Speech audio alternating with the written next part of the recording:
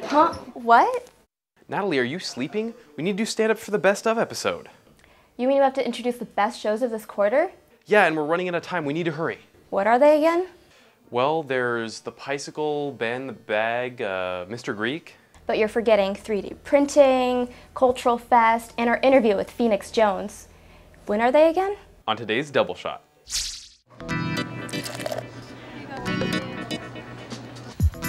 Ooh, what is that? Chinese.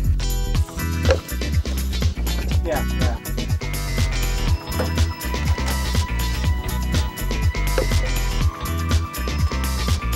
I'll see you there. Okay.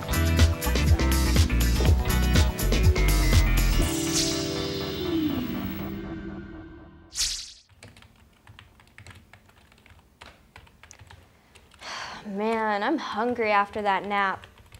Stuart, could you go get me some food? I'm not your maid. Go get the food yourself. But I'm dying. Natalie, just call the Piecycle. Ooh, brilliant idea. If you've ever faced the horror of late-night cravings for dessert and found yourself with nothing to eat, then this shadow in the night may just be your savior. Perhaps you've seen him spinning through the campus on weekend evenings. He is the enemy of hunger.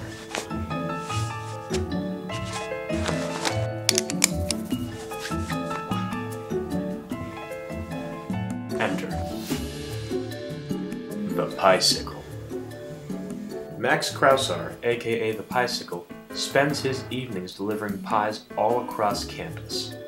He can stay up until 3 a.m. accepting phone calls for his delicious homemade pies. There was a dinner party I was attending in September, and I was late. It was my job to bring dessert, and I didn't have a basket or anything on the bike, so I just kind of like finagled this weird Tupperware system to kind of put it in my bike bag, my messenger bag. We had the dinner party, it was great, and we were, oh man, wouldn't it be great if you just like, I'm gonna get some pie, I'm gonna call them, bike it around. And then like 2 weeks later, I was like, why don't I just do it? So, did it. The Piecycle also accepts custom orders. Some of them can be quite strange. I did have over the Christmas break. I guess this counts as like the craziest thing. Over the Christmas break, I got an order from the guys who do JD's Bacon Salt, and the guy was like, "We're having our Christmas party on the 23rd. Would you be willing to do 2 custom pies?" And I was like, "Sure. What would you be interested in? Something bacon related?" Haha, jokingly. And he was like, "Yeah, 2 kinds of bacon pies. Can you do that for me?" And I was like, "Sure. Okay, bacon pie. Yeah." Put chunks of bacon in like the bottom, but then I made a lattice top out of bacon, so it was like firmly woven bacon like right over the top, just like this dense like layer, and I put it on there raw and it like cooked and all the grease kind of like went down into the pie. The Piecycle has become a friendly neighborhood legend, spreading happiness throughout the campus. You know what? I have never once had a negative customer, which is actually like kind of a shame, I think, because I feel like I would deal with it really well. I've never been a delivery boy before this. He comes a lot to the drama department. Yeah. Thank you. Hold on, let me get you for it. Let me get you some change. Super. Everyone's just so happy when you're delivering pie. Like, you never show up and are like, oh, look at the, what is, I'll take that pie, give me that. No, it's always like, oh, pie guy, what's up? We didn't think you existed.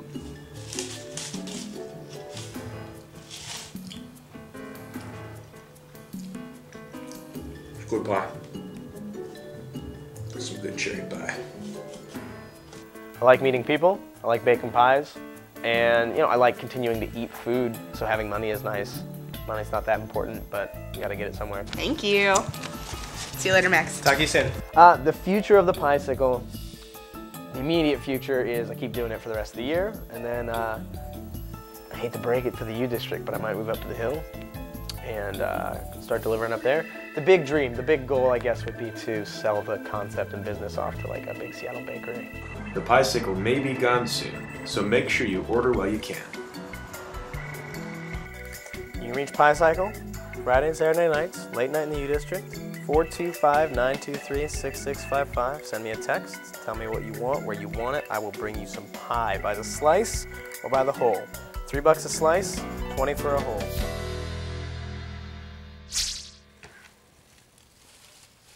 Stuart, what are you doing? I'm packing up the camera for a shoot. Then why are you using a plastic bag? Well, all the equipment bags are taken. But plastic bags are bad for the environment. So? So you should use this reusable bag and learn how to ban the bag. WashPIRG, the Washington Student Public Interest Research Group, launched their sustainability campaign last week. The campaign, Sustainable You, focuses on reducing energy use and switching to renewable technology, especially on college campuses. Part of the sustainability campaign is the Ban the Bag petition. Seattle City Council member Mike O'Brien hopes to introduce legislation later this year to place a citywide ban on plastic grocery bags. WashPIRG's petition is collecting signatures in support of this legislation. We want to get rid of the plastic bags, like the grocery bags that we see everywhere. The problem with it is that it litters our environment and it clogs up a lot of water systems. It also doesn't degrade for hundreds of years, so it becomes a problem after a while, and we really want to address it. Nearly all the cities on the West Coast have passed some sort of ban on plastic grocery bags, so we're just trying to make sure that we maintain a reputation as a green city. In a couple of weeks, there's going to be some legislation introduced to the city to ban these plastic bags, and a lot of city council members are in favor of it. And right now, we just want to show them that they have public support. We have a bag right here. It's these kind of things that we want to get rid of, and we hope to do that by petitioning. This will go to Seattle. We'll send a huge petition, hopefully. We also have a couple other events that are just kind of to raise awareness. Today we're doing the bag monster, and we just want to show how ugly it can be, and we want to, get it out of this town.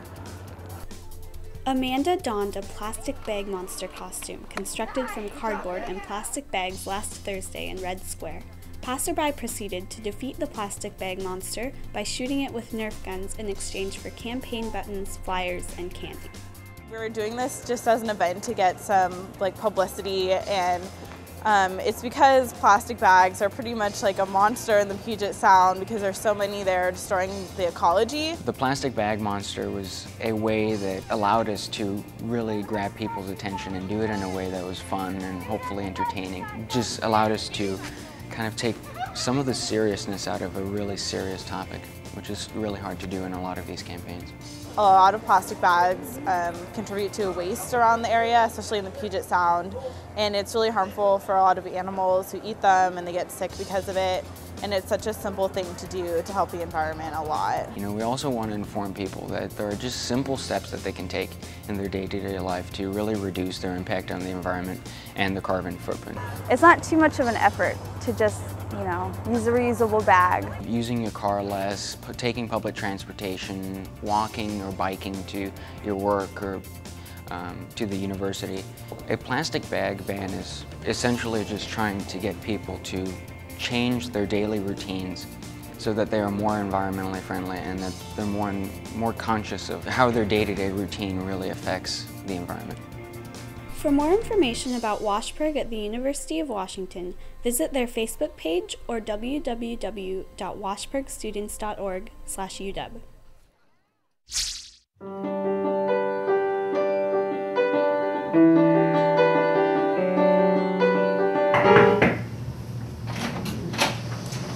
Hey, I didn't know you played piano. Indeed. You could really show off your talent. Well, where would I do that? You can flaunt your stuff at the Mr. Greek talent show. Check But it. I can't compete. I'm not in the Greek system. Well, for the purposes of today, you are. But we can't just lie to our viewers. They expect the truth. Why'd you have to tell them? Now you ruined our transition. It's not like it was that good of a transition anyway. Yeah. Last Sunday, the audience at Meany Hall watched the performances of 19 young men competing to become this year's Mr. Greek. They presented acts in a wide range of material, from stand-up comedy to dance. Sometimes I just want to dance. I am not old.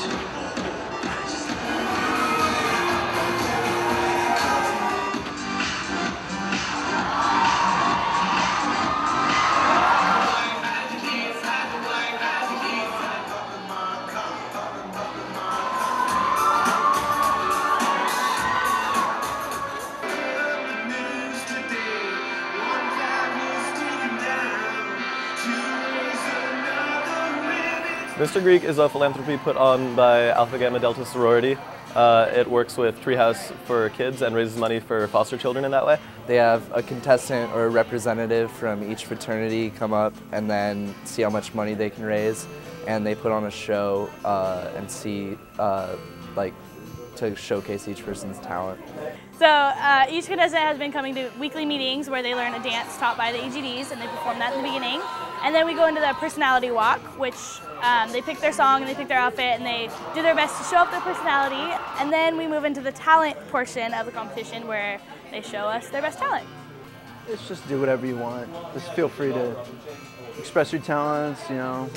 It'll be fun. It'll be funny. But it's kind of a competition, and it kind of isn't, because, at least in my opinion, I've gotten to know some cool guys here and had a good time just coming to messing around, meeting the girls from AGD. So. Because a lot of them make really good friends, and it's fun for us to kind of get everyone involved and for us to meet a bunch of new people. So I feel like it's a very, it's a good event to promote like unity between houses, and it's a competition, but it's a good way to get over that like competitive edge between houses. So, yeah.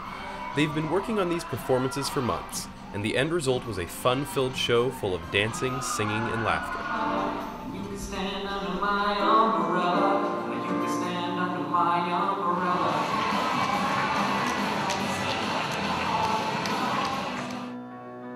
I have climbed highest mountain.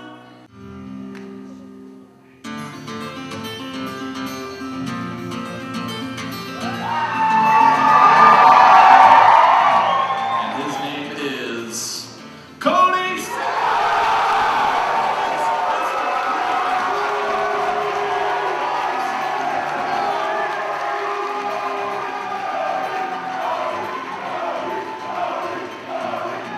I mean, it feels awesome. I wish the crown would fit a little better, or the sash, but I'm really stoked. I mean, it's one of the big awards of the Greek system. I'm glad I could represent Chi Psi fraternity as well as I did. It's been awesome that it kind of culminates like this in an awesome award. I mean, I'm stoked. I think things like this are really going to help improve the Greek system's image and make us seem as good of boys as we are. This is an annual event, and a new Mr. Greek is crowned at each show. Tell me where the missiles are, Carmichael. The show was so intense. I know, I love this show. Come on down to Bob's I hate Waffle commercials. House for quality waffles.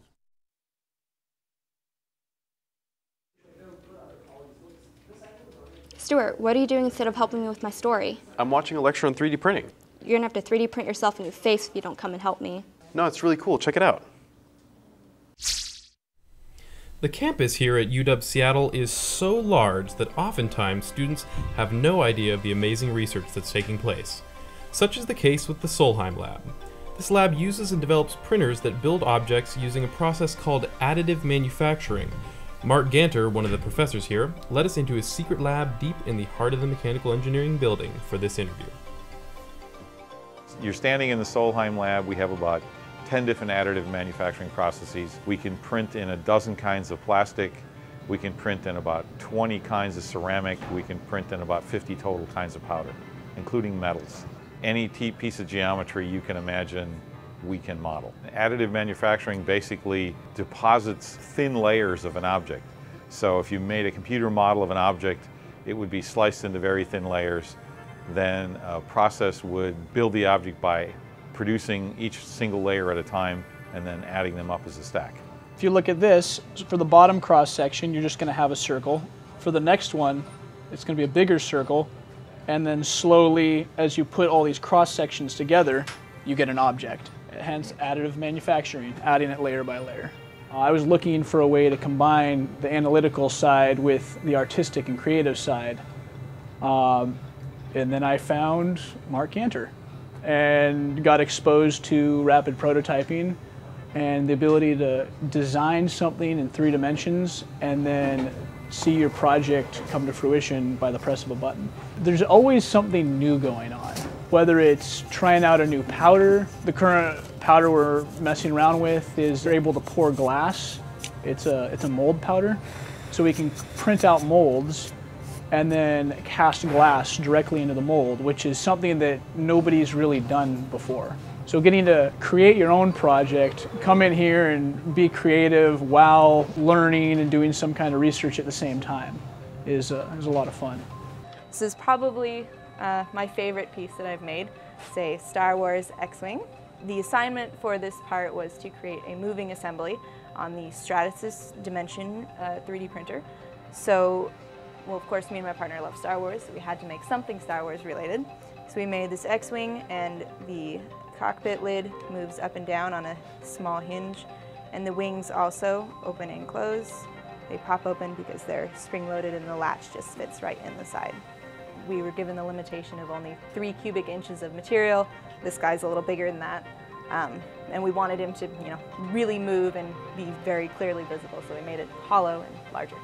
There's a project out of England, out of Bath, called RepRap. It's a self-replicating prototyping machine, and to date we've produced about 3 or 4 in this lab. One of the individuals has actually produced 14 more, so we're trying to breed them.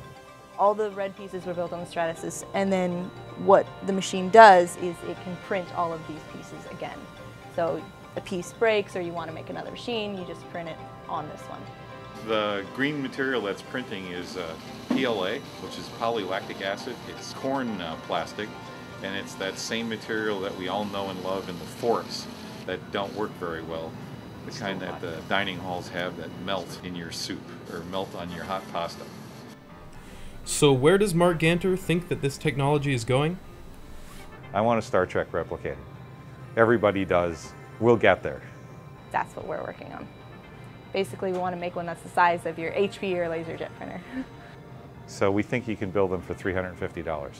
The fact that it has a possibility to actually change everybody's lives. To have a machine like one of these RepRap Mendels at your house and being able to produce things out of a variety of materials that you get to choose, that's pretty cool. It's just crazy.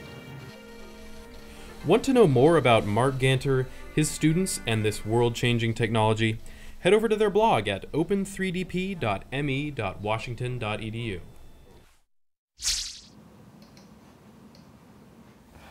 Stuart, tell me a bit about your culture. Where are you from?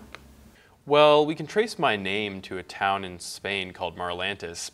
My uncle wrote a book about it if you want a copy. That's pretty cool.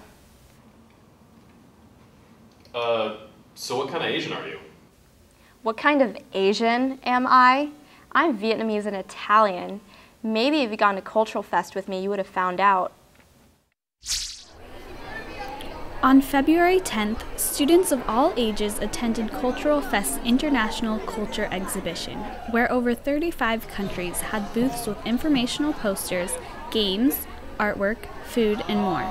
Cultures from all around the world were represented, from India to Somalia to Pakistan, Afghanistan, South Africa, Russia, and even our own United States of America.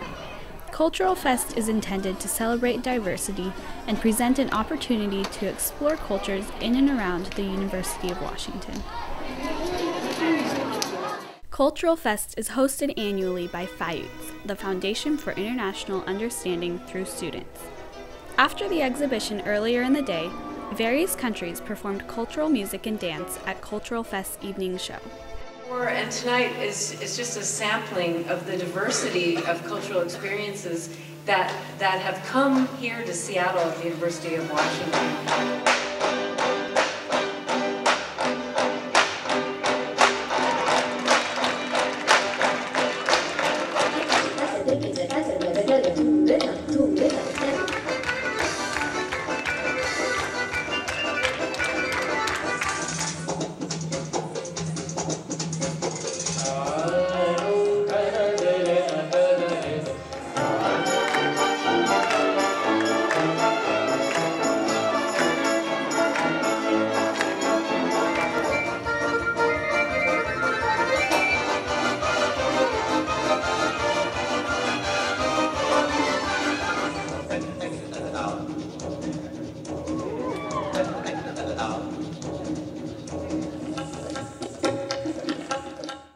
Don't miss next year's Cultural Fest 2012 and check out www.fiuts.org for more information.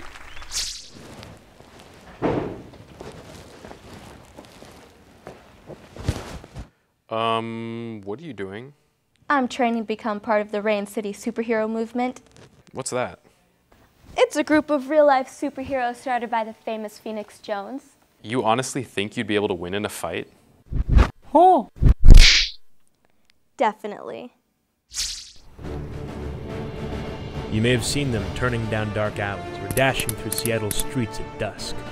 Who are these masked shadows? Phoenix Jones and the Rain City superhero movement. I'm Phoenix Jones, and I started basically a progressive block watch, where instead of just watching crimes and reporting them, we decided to intervene and stop them to keep the citizens safe. I don't want to stop crime by being in a fight every day.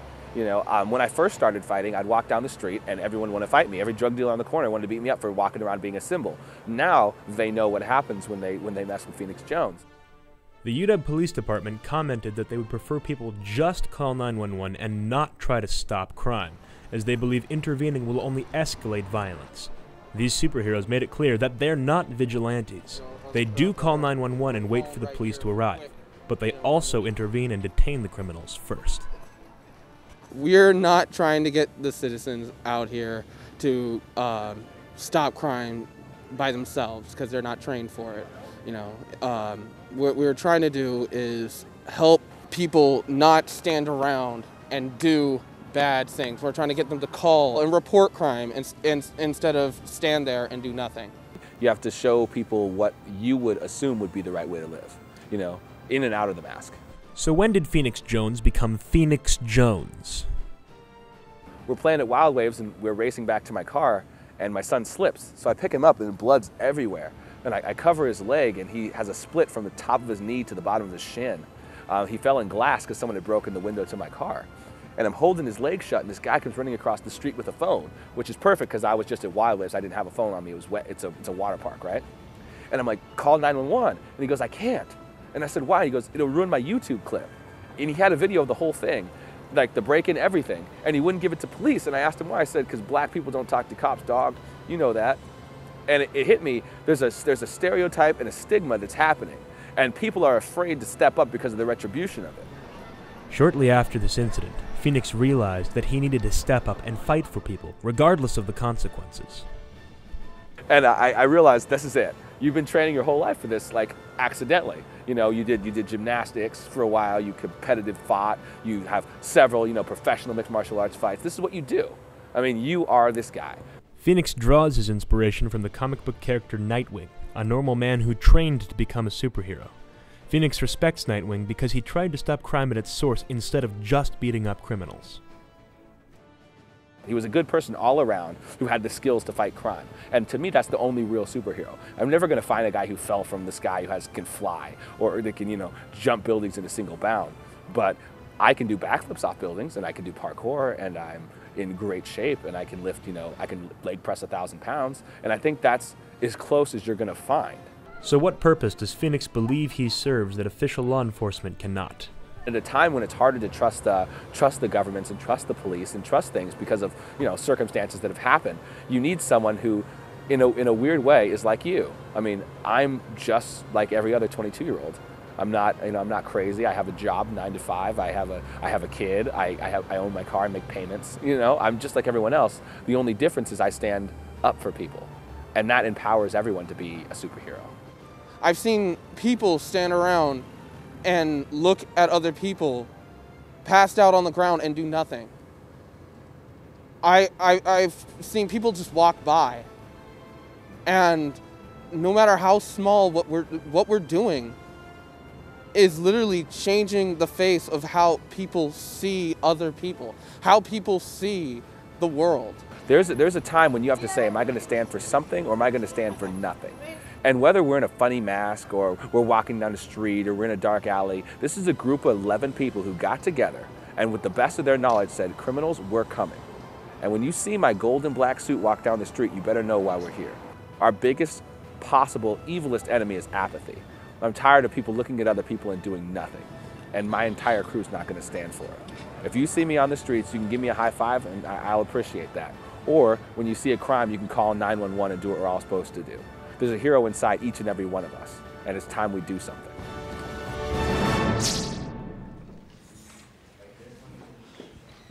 Natalie, what's wrong? Well, I just sent in my story and I think we're done for this quarter. Oh, it'll be okay. We'll be back with more journalistic, informative pieces about student life from a student's perspective on April 8th, starting at 7 p.m.